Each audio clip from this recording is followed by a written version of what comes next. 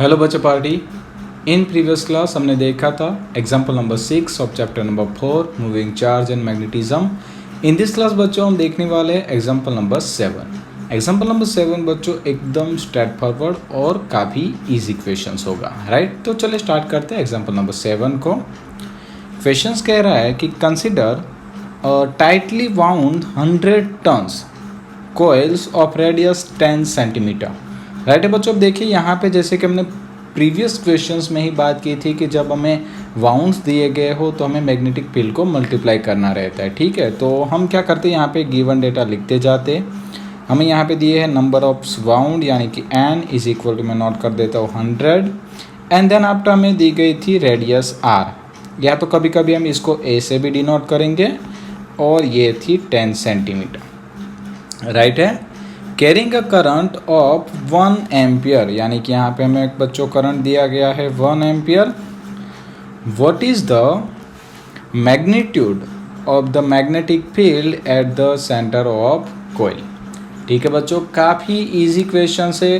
Previous questions में ही हमने इसका कॉन्सेप्ट देख लिया था, ठीक है। तो मैं यहाँ पे नोट कर दूंगा कि magnetic field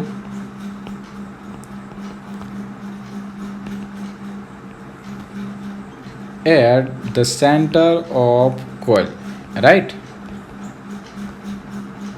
center of the coil। चलिए तो हम उसका फॉर्मूला रख देंगे B is equal to μ0I upon 2A, और मैंने आपको बताया है कि अगर आपको वाउंड्स दिए गए हो तो आपको क्या करना है, उसको मल्टीप्लाई कर देना है। तो यहाँ पे हमारा फॉर्मूला कुछ बन जाएगा μ0NI अपॉन 2A, ठीक है। चलिए अब क्या करनी है भाई, वैल्यू पुट कर देनी है। म्यू की वैल्यू है 4 पाई इंटू 10⁻⁷, आई की वैल्यू 1 एम्पियर दी थी, एन नंबर ऑफ वाउंड्स यानी कि 100 डिवाइड बाई 2 इंटू 10 सेंटीमीटर है बच्चों, तो 10 इंटू 10 की पावर -2, राइट है। काफ़ी इजी कैलकुलेशंस हो गया बच्चों। चलिए फटाफट कर दीजिए, और यस यहाँ पे आंसर आ जाएगा 6.28 इंटू 10⁻⁴ टेस्ला, राइट है बच्चों। तो ये आ गया हमारा आंसर। मैग्नेटिक फील्ड हमें मिल चुका है 6.28 इंटू 10⁻⁴ टेस्ला।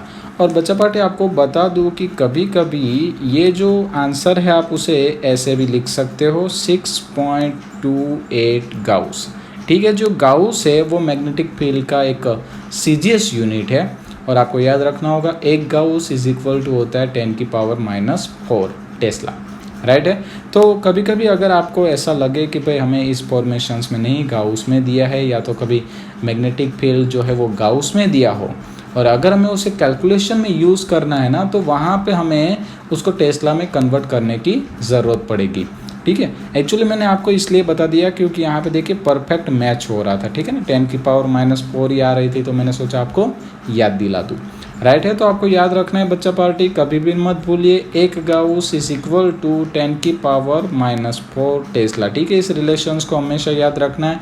जब भी कभी ऐसा क्वेश्चंस होगा जिसमें मैग्नेटिक फील्ड गाउस में दिया होगा, एट दैट टाइम हमें उसे टेस्ला में कन्वर्ट करना कंपलसरी हो जाएगा, राइट है बच्चों। तो आई होप आपको ये एग्जाम्पल भी अच्छे से समझ में आया। इन नेक्स्ट क्लास हम मिलेंगे एग्जाम्पल नंबर 8 के साथ। Thank you.